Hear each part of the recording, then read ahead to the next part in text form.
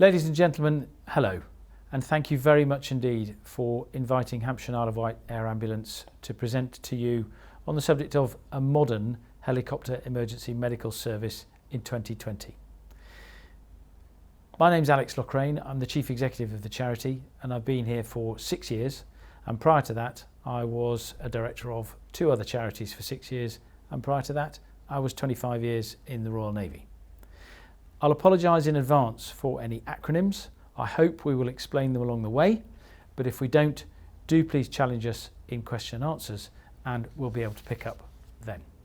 I'm delighted that I'm joined today by a really strong team from Iowa, and I'm going to start by speaking for about 10 minutes with the aim of building a national context to our regional HEMS operation. I'll look at how Iowa sits in the national tapestry of air ambulances. I'll build up a picture of the charity's history, and then I'll focus in on a more recent chapter which opened in November 2018. In the context of this new chapter, I also want to explore a little bit more about how our new relationship and our new partnership is built on values. I'll then try and bring all this together by explaining the contractual relationships that exist and how they all come together to allow us to deliver our service.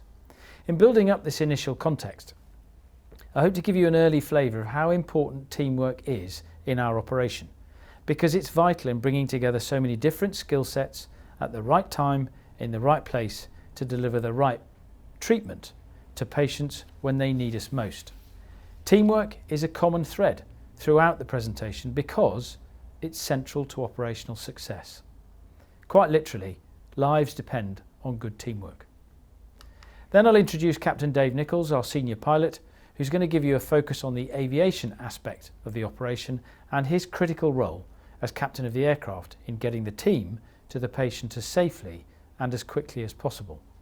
Justin Sanders will then take over as our care group manager, explaining in more detail how the HEMS care group within University Hospital Southampton functions and why it's such a natural fit within a major trauma centre. Dr. Louisa Chan, our medical director, will then expand on the capabilities of our clinical teams and how they have evolved over recent years and the circumstances and situations in which they find themselves on an almost daily basis, making the difference between life and death. I am sorry, but Lou Chan is not able to join us for the question and answer session afterwards because she's on a clinical shift, and this presentation has been pre-recorded. At the end, I'll summarise by showing you once again how all this comes together and how the charity team plays their part in telling the HEMS stories. Looking at this slide, you can see that we're part of a comprehensive tapestry of air ambulances across the United Kingdom. We're all independent charities, but we all have different relationships at different levels with our regional ambulance services and indeed with NHS hospitals in our region. Cornwall is the oldest air ambulance, having been formed in 1987 and now having conducted nearly 29,000 missions since then. Northern Ireland is the youngest, taking to the air for the first time in July 2017, but even they have since conducted over 1,700 missions. I'd now like to turn in detail to look at Hampshire and Isle of Wight Air Ambulance Charity's history in a bit more detail. Formed in 2005, after 10 years of attempts to bring together funding, people and aviation, we serve a demographic of approximately 1.8 million people across Hampshire and the Isle of Wight, and our patch includes the cities of Portsmouth and Southampton. We also operate across the border into Berkshire, Oxfordshire and Buckinghamshire to the north in support of our sister air ambulance Thames Valley, and this is because we both operate within the South Central Ambulance Service region. We are based at the motor racing circuit at Thruxton, just outside Andover, where we have been since 2007. Our first mission took place in July of that year. Initially we operated 8 hours a day, 5 days a week, but we moved to 7 days a week in 2008 and then to 12 hours a day in 2011. Doctors became an integral part of the service from 2012, but all staff, doctors and paramedics, were at that time loaned or seconded from other areas of the NHS. In 2014, as a result of the training and skill development facilitated by our doctors, we became one of the first air ambulances to be able to carry and transfuse blood products. Today we carry both packed red blood cells and fresh frozen plasma. In 2016 we became night capable, operating our current aircraft, the H135T3. In 2017 both our first road vehicle came online, and we also commenced our organic pre-hospital emergency medicine (FEM) doctor training programme. 2018 saw not only the arrival of 2 further road vehicles, but importantly, transition, which took place on the 1st of November. This saw us move away from the ad hoc relationships that we'd enjoyed with the ambulance service and NHS hospital trusts up to that point, and into becoming a dedicated care group structured within a major trauma centre. Full financial responsibility for the service also passed to the charity, and this saw operational expenditure rise to over £5 million a year. This slide was used in the run-up to our transition, and it's still very relevant today, 2 years on, because it underpins the reasons why our transition to the formation of a care group within a major trauma centre was not, as perhaps it might at first seem, such a paradigm shift. This slide was used to support a key element of the business case at the time, known as the case for change. I'll now look briefly at how this operates in practice. From this slide you can now see that the 4 main contracted partners and how they all come together to deliver our HEMS operation. What does this mean in reality? Since November 2018, on the top left-hand side, you can see that HIWA has held full financial responsibility for funding this service. This, however, means that the charity has to raise £7 million every year in order to fund both the medical and charitable operations. But since we are neither clinically registered with the UK Care Quality Commission nor the holder of an air operator's certificate, we operate service contracts with both University Hospital Southampton and Babcock to provide these services to us. In practice, this means that UHS provides all elements of the clinical service: recruitment, management, operational employment, training, governance of all our teams, as well as the supply of equipment and drugs, all of which is funded by the charity. Through our contract with Babcock, all elements of aviation capability are provided: the equipment, the personnel, support, including if necessary replacement aircrafts, and training, and all of which are provided by Babcock. And finally, in order to dispatch and coordinate our operational delivery, we form part of the National 999 Emergency Response Network, and we hold a subcontract with the South Central Ambulance NHS service in order to provide the air ambulance and HEMS elements of their statutory response network. And all of this is delivered to support the HEMS care group, which is centred on our airbase. And on the subject of our airbase, I'd now like to hand over to Captain Dave Nichols, who will talk in more detail about the aviation capability. Thank you. Hi, I'd like to tell you a little bit about the aviation support for HEMS operations. My name's Dave Nichols, and I've been flying for about 31 years now. Got a little over 7,000 flying hours, and like a lot of HEMS pilots, I'm ex-military. I've been flying for about 14 years on HEMS operations. But more important than the pilot, you're interested in the helicopter. So let's have a look at the helicopter. It's an Airbus H135, and that's the latest generation of the 135 family.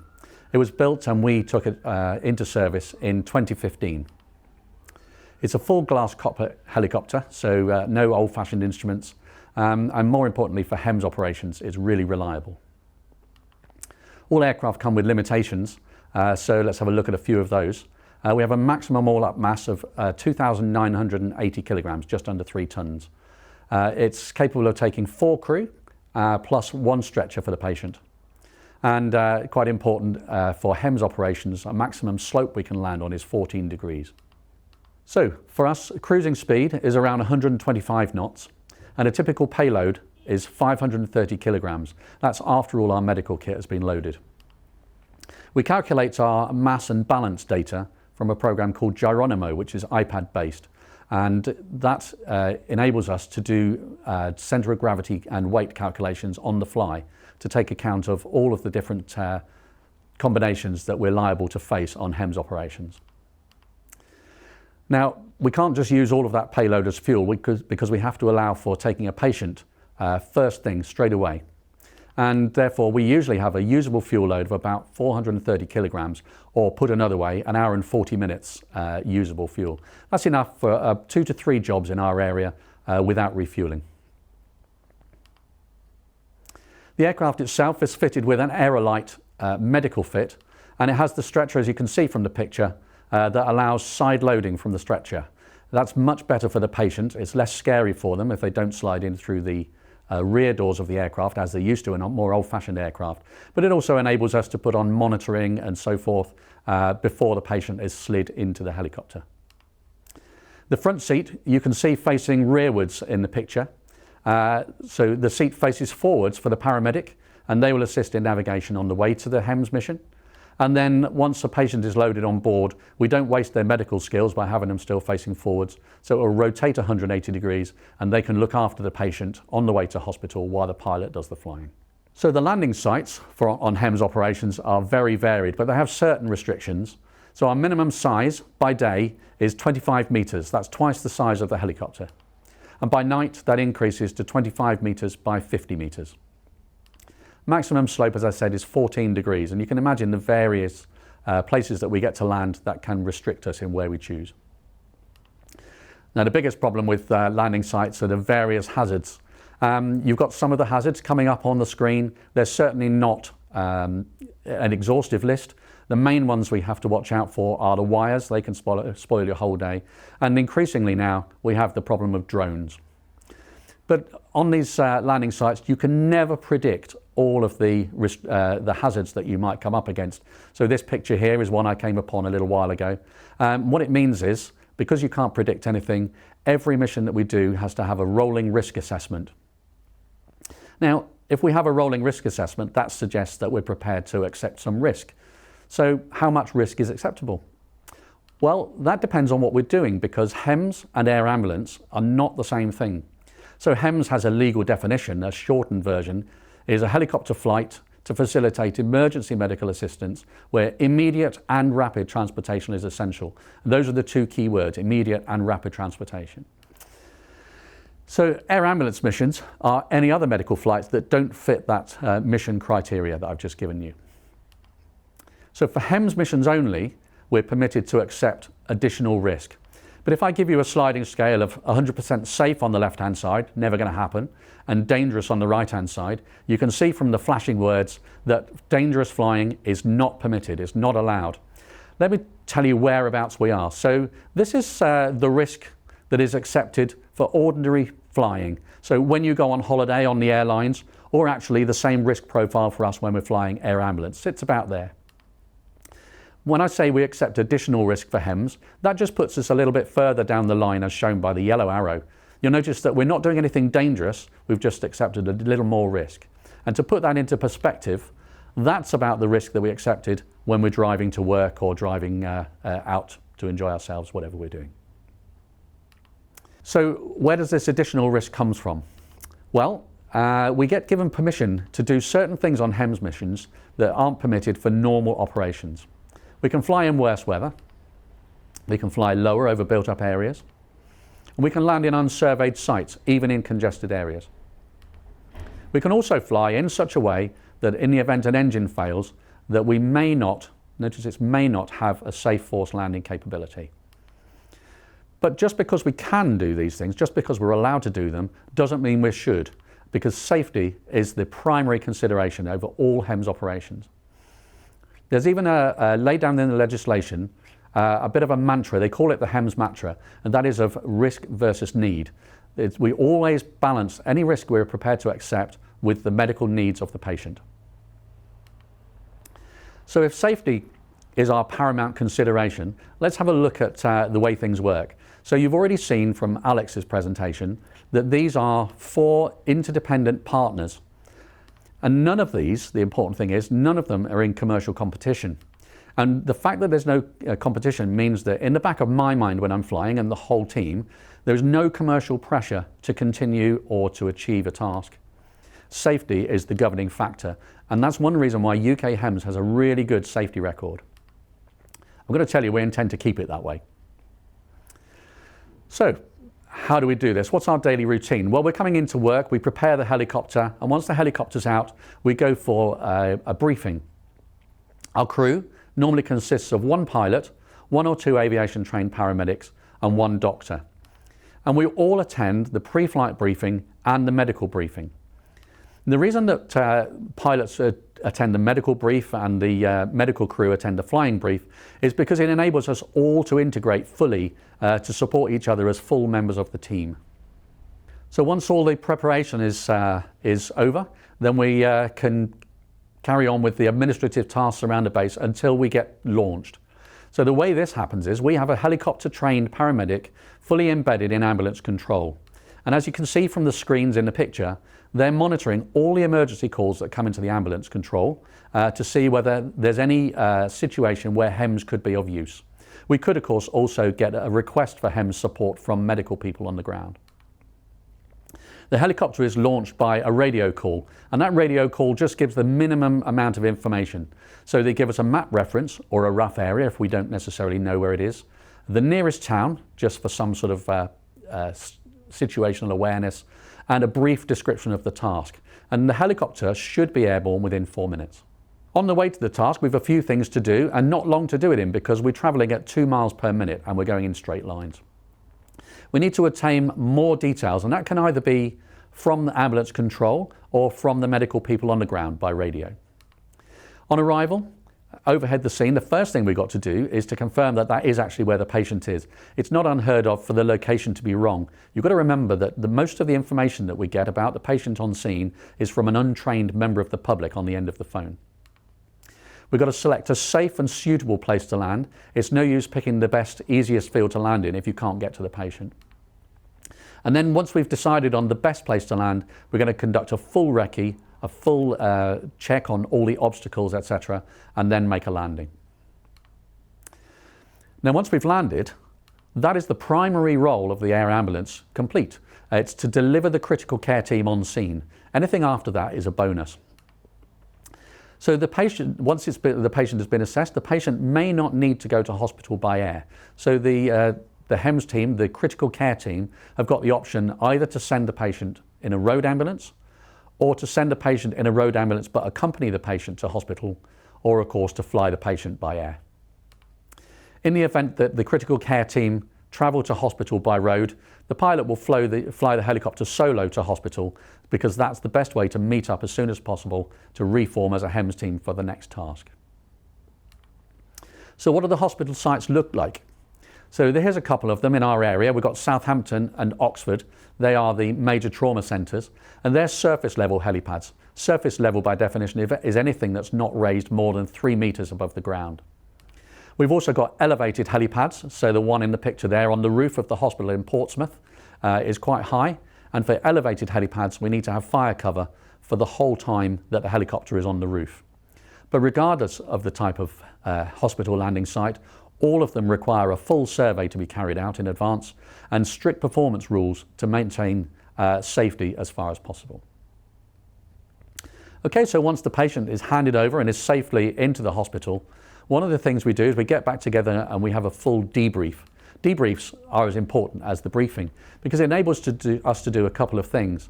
Firstly, to strive for continuous improvement. In other words, to find out or identify any areas where we could have done better and to improve for next time.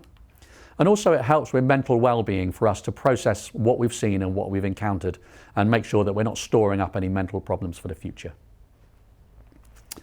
So everything I've spoken about has shown pictures of nice daytime operations, but of course we also operate at night. We do NVIS operations. NVIS stands for Night Vision Imaging Systems. And we fly these NVIS missions, night HEMS missions, using night vision goggles, or NVG, a tracker steerable searchlight that's steered by the pilot, or the paramedic also has control over the light. We've got some additional aircraft lighting, so that's further spotlights and steerable lights. And it's flown single pilot with an NVG trained paramedic in the left-hand seat. Now these operations, both day and night, are clearly going to need some support. We're going to have to look after the helicopter.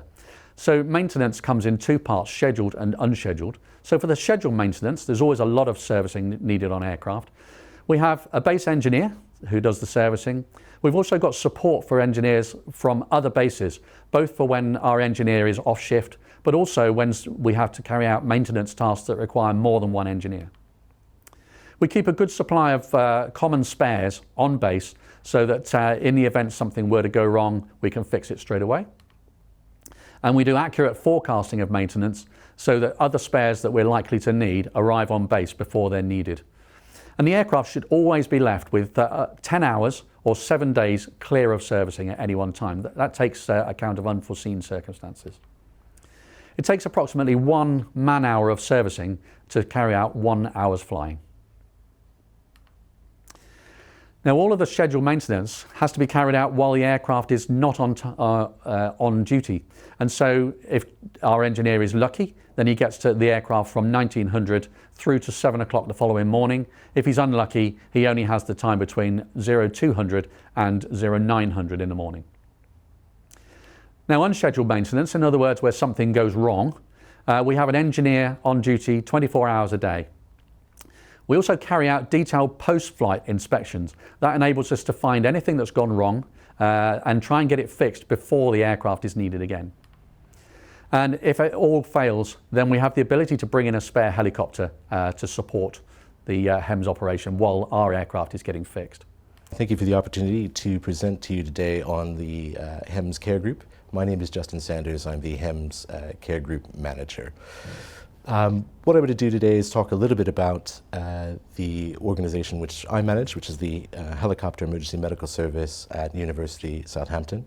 I'll talk a little bit about how that service integrates with the trust itself and in the broader picture. We'll spend some time talking about the types of missions that we fly and the type of kit that we use. And I'll also spend a little bit of time talking about the impact of coronavirus and a couple of developments we have just over the horizon.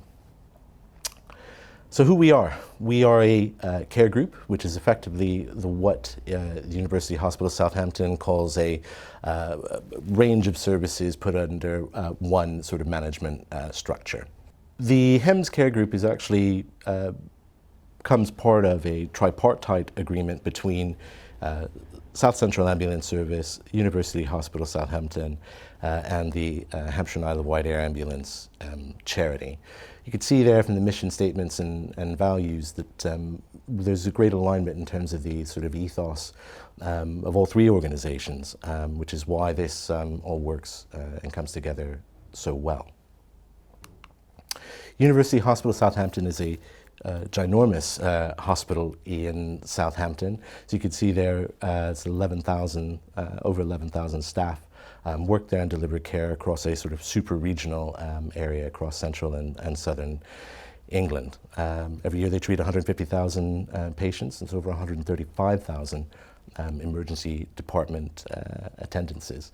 In addition to that, they see almost 500,000, so around about 500,000, 550,000 outpatient appointments as well in a year. So it is a big operation.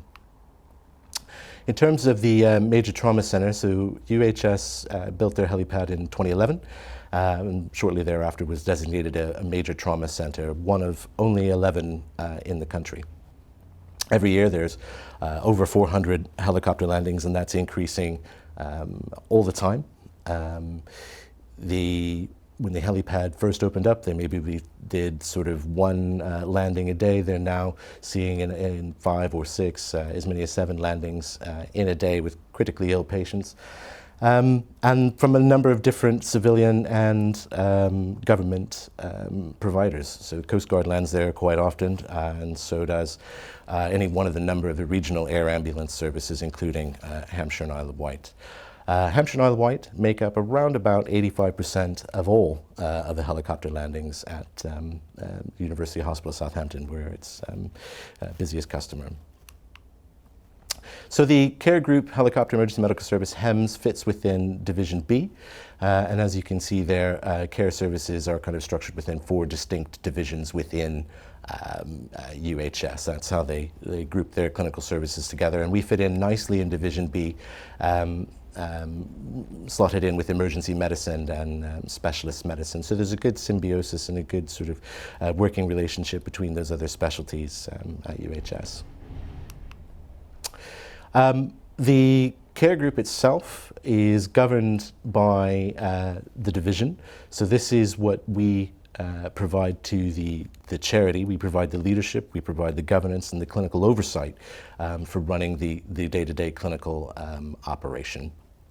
You can see there my senior management team includes recently appointed Mike Bradfield as paramedic clinical lead, and Lou Chan is the medical director, who I believe you're going to have a presentation from a little bit later on.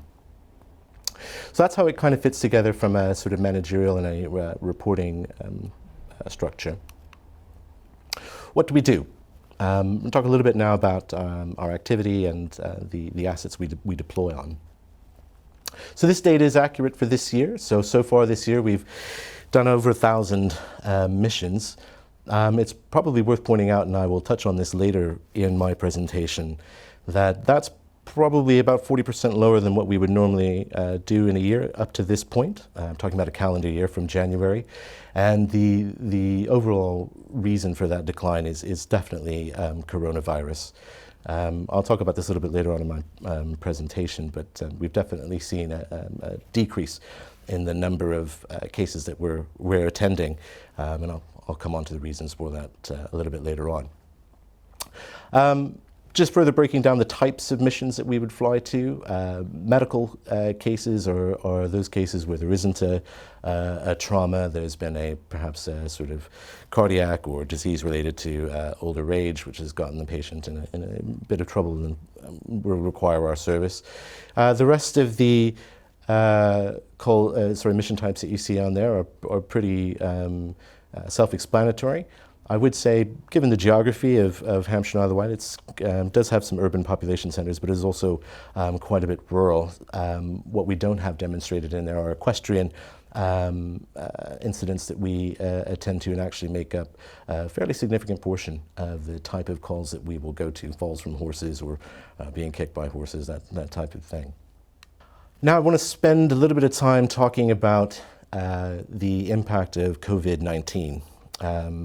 For us, as this disease first became prevalent in the UK, and then immediately following the nationwide lockdown in April, it's presented a huge learning curve for us, and basically impacted us across, as you can see, these kind of four main themes that I'll be discussing with you. So PPE, or personal protective equipment, is a highly controversial subject. It's in the early days of the virus becoming prevalent. It was difficult for us to secure a supply. And actually in the beginning, as you can see there, we've got two paramedics fully donned in the what we would class as level 3 personal protective equipment, which consists of a bodysuit, the gloves, the face shield, and the masks.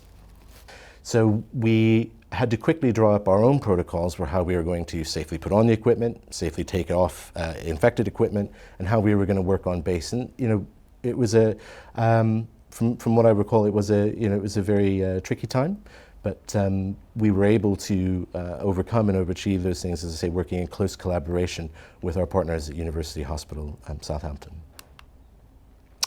Okay, one of the other sort of challenges that was presented to us through the COVID-19 crisis was this edict from Public Health England, which is very similar to the CDC, or Centers for Disease Control, that you have in the US. The edict basically saying, or guidance basically saying, that where we could not confirm the coronavirus status for a patient, we couldn't fly them. Now for the mainland, that's not such a big deal. Most times we will arrive by helicopter, perform what procedures we can at the roadside, and then convey that patient by ambulance to the nearest hospital. And the reason for that is once the patient is in the ambulance, there's a little bit more room and we can do more stuff effectively to the patient than we can in the helicopter. But of course, if the patient's clinical condition required us to fly them, they needed immediate transfer to the services within a hospital, we would convey them. But the vast majority of the time, when we're responding to calls on the mainland, we convey by land. difficulty with the Isle of Wight is it is an island, and as such, the only way that we could take patients off the island is by helicopter. They then set about designating or constructing even super centers that could hold hundreds of ventilated patients. The issue then was, how do we get the patients to these large hospitals, dubbed Nightingale hospitals? We asked the Royal Air Force to fly out multiple airframes to our base in Thruxton, just outside of Andover in Hampshire, for the purpose of evaluation for what would be the most effective transfer platform. We had long suspected it would have been the Chinook, given the amount of room, and you can see there in the slide, one of the Royal Air Force corpsmen being a victim and allowing us to do our training. And you can see there in the photo, there's quite a bit more room in the back of the Chinook as opposed to the other aircraft which I've listed there. We did try loading and unloading into all of them and found that with the Chinook we had the most capacity. This did culminate in us actually doing a mission. There was a very sick patient in the Channel Islands who needed emergency medevac from that hospital into University Hospital Southampton. We did the mission, and it was a really good outcome for the patient, I'm pleased to say. Eventually, however, as the virus subsided, but the guidance was still in place from Public England, the military stepped back, and in stepped the Coast Guard. And you can see the Coast Guard's AW169 there taking off from the helipad at UHS, and they're sort of landed next to our EC-135.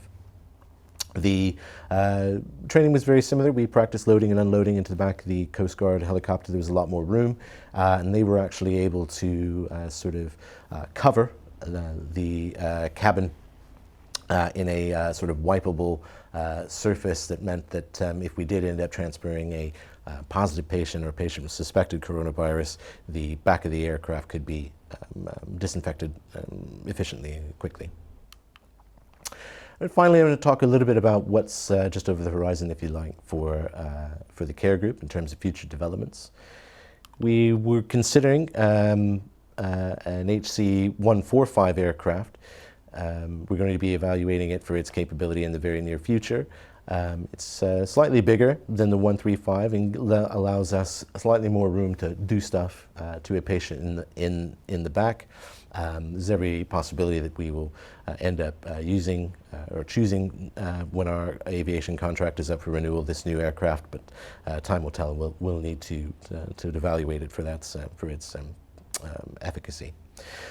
We're also, as from November, exploring video-assisted dispatch, and what that effectively means is we keep a paramedic, or we have a paramedic at the South Central Ambulance Service Emergency Operations Center in Winchester.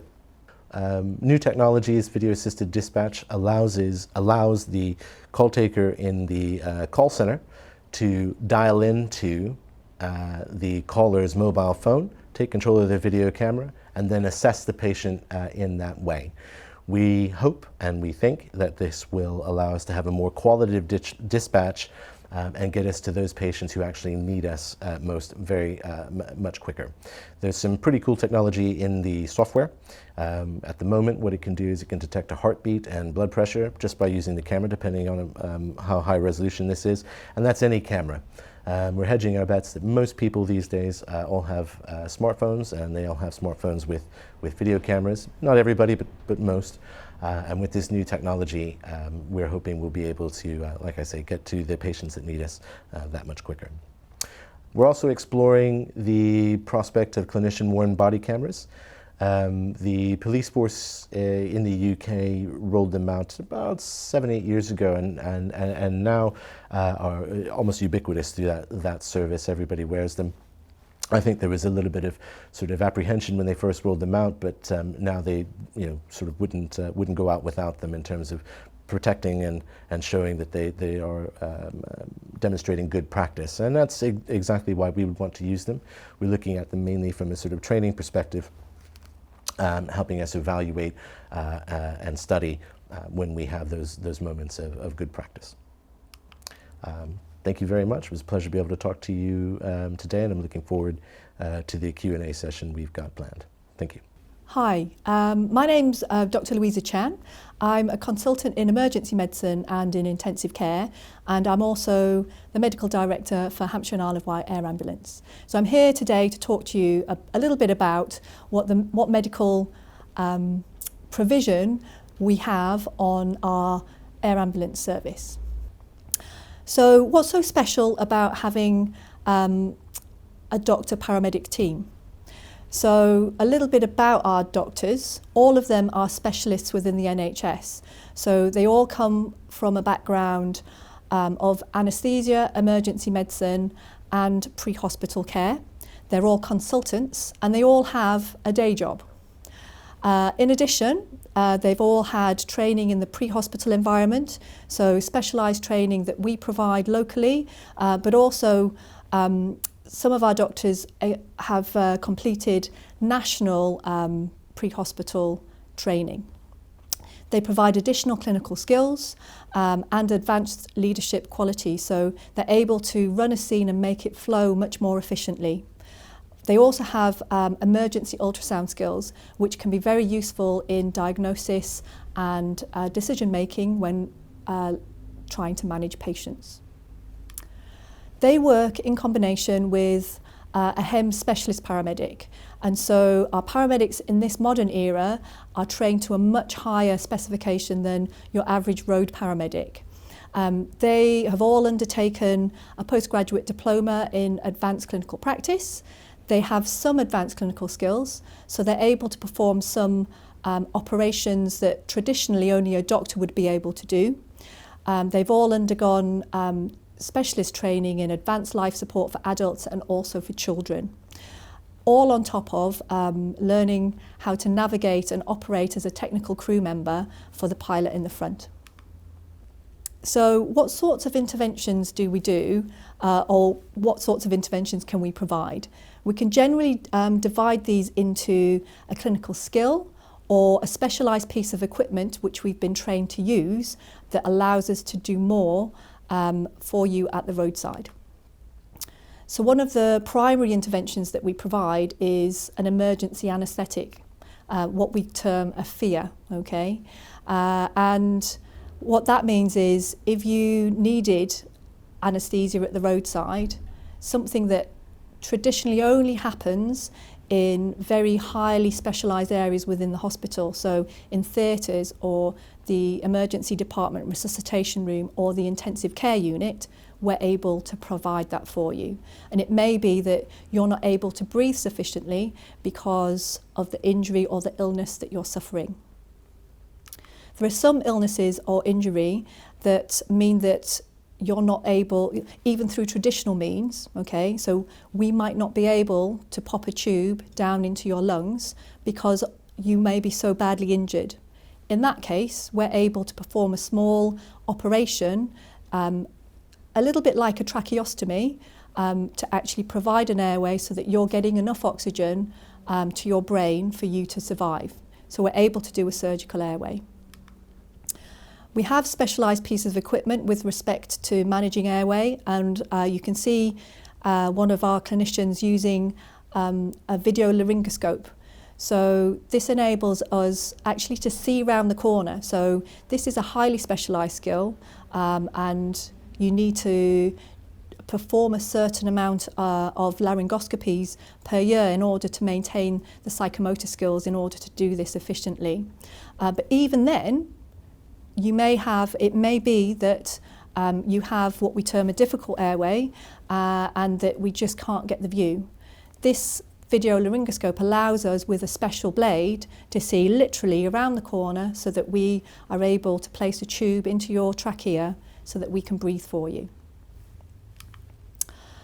Other operations that we can perform are around chest injuries specifically, and so when you're injured you can either have a collection of blood or a collection of air around your lung, which then stops your lung from working efficiently. So someone needs to let that out.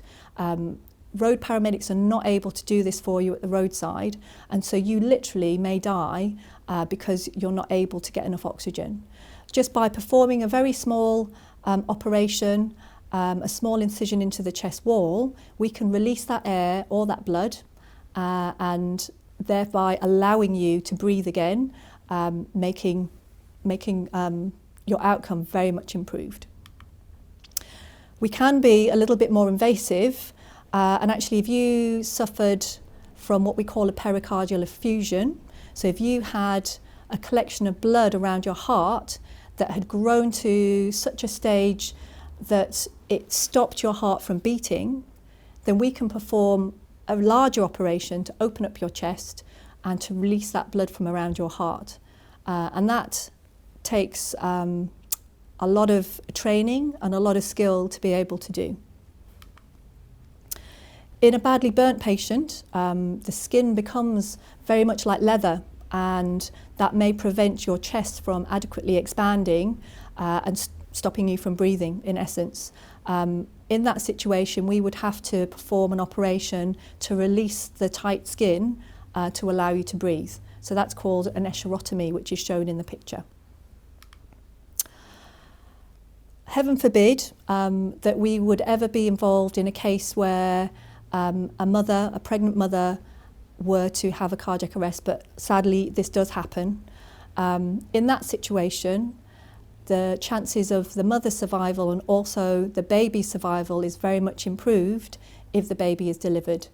And our doctors and paramedics are trained in order to deliver a baby by caesarean section, potentially by the roadside, to optimise the chances of survival. That is another skill that we're able to do and provide, albeit in a very rare situation. I did mention before that if you weren't able to be removed from a vehicle, so if you were physically trapped, that we would be there to help. And actually in some situations you may be badly trapped, and that there might be some urgent reason that you would need to be removed from that vehicle. So for example, there may be a petrol leak and a threat that a car might explode or a vehicle might explode. We have the training to be able to undertake an emergency amputation to free you from that car, thereby saving your life.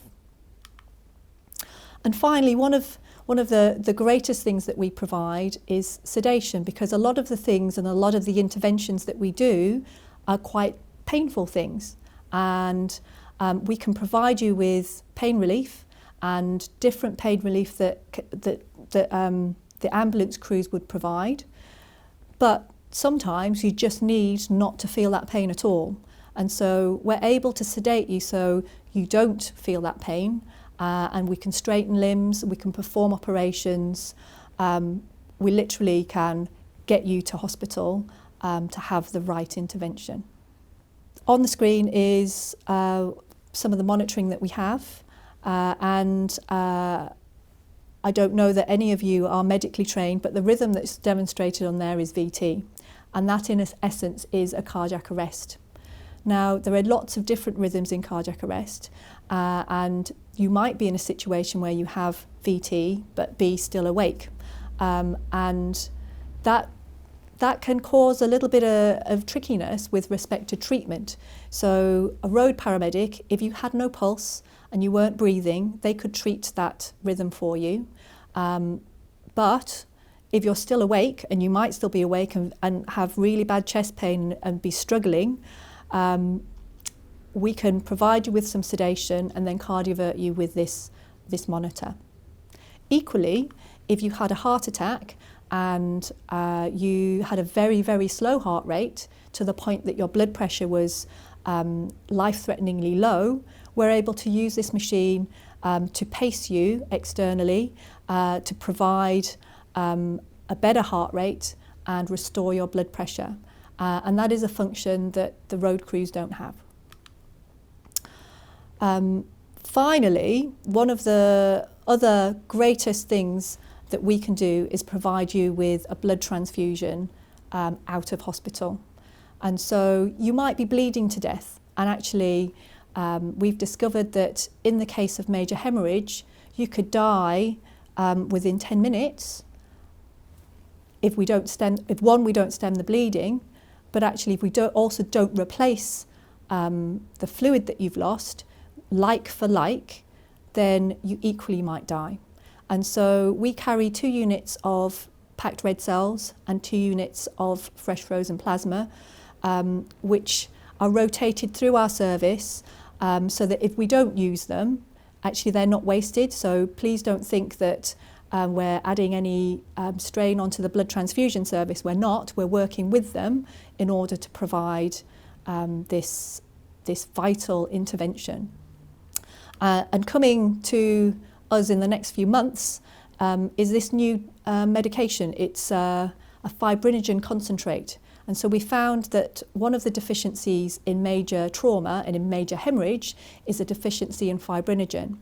And the way we process blood transfusions these days is that we separate off different elements of them. And fibrinogen is often in quite a low rate in fresh frozen plasma. We will be using this to bolster your fibrinogen levels, enabling your clotting cascade to work more efficiently to stem that bleeding. All of that would be a waste if we didn't address all of the other things that might make you more prone to bleeding. And one of those things is being cold. So what we also provide as part of our Code Red bundle is a fluid warming device. And this nice little machine ensures that the blood that we store at 4 degrees doesn't enter your body at 4 degrees and cool you down. So this fluid warmer will heat whatever product we're infusing. So by the time it enters your body, it's at 40 degrees. And if anything, we're maintaining your temperature so that you don't become coagulopathic. I did mention ultrasound before, and this is a very useful diagnostic tool. And we use it in 2 specific ways. We can use it to look at veins and arteries. So if you're very, very sick, quite often we won't be able to find a vein to cannulate so that we can give you all of the treatments that we want to give you. This allows us to see beyond what we can feel and establish that intravascular access. The second thing we can do is we can take a look at your heart and we can actually diagnose the pericardial effusion so that we can be confident that we're not undertaking a major operation unnecessarily in patients.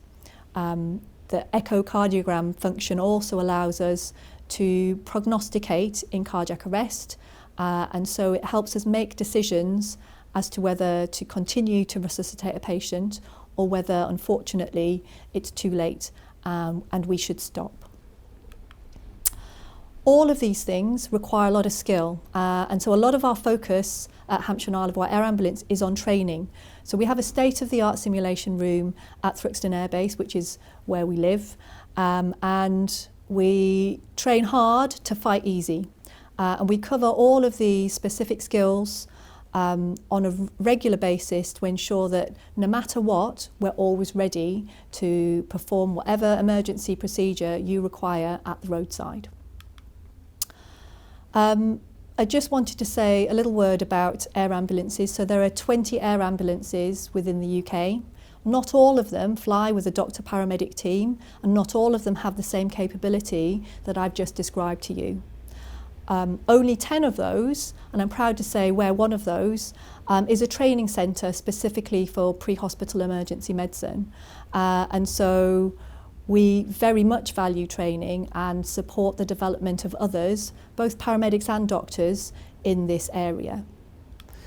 And so to summarise, what does all this mean? The film I'm about to show you was made last Christmas and it ran over the Christmas period, so forgive me for the Christmas connotations. But it summarises everything that the team have talked to you about and shows very powerfully how all these elements have to come together. You've been given a detailed deep dive into the complex and seamless organisation and teamwork that all comes together to deliver a modern HEMS operation that quite literally brings the hospital to the patient. The film also reinforces, perhaps vitally, the important role played by the charity team, since without my comms team, the fundraisers would not be able to bring the amazing stories of our HEMS teams into direct contact with the people who make the service possible. That's the 1.8 million people in Hampshire and the Isle of Wight who fund us every year. Enjoy the film.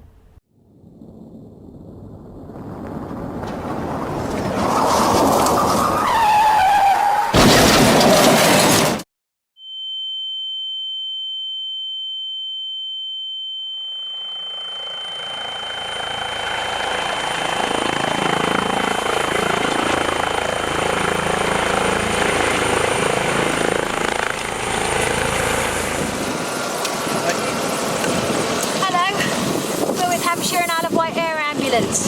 You've been in an accident. Don't worry, we're here to help you. We're a life-saving charity delivering hospital-level care anywhere in our region within 20 minutes, and we depend on your donations. Last December, we attended 140 missions, 4 of them on Christmas Day. We don't stop. We don't stop. We don't stop. We don't stop.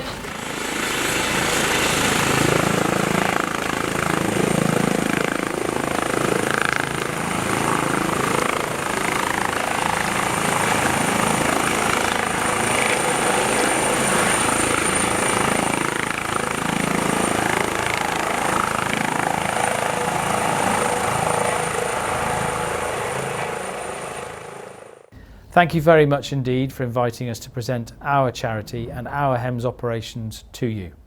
I hope, by the wizardry of Zoom, we'll now be able to join you to take questions. Thank you very much.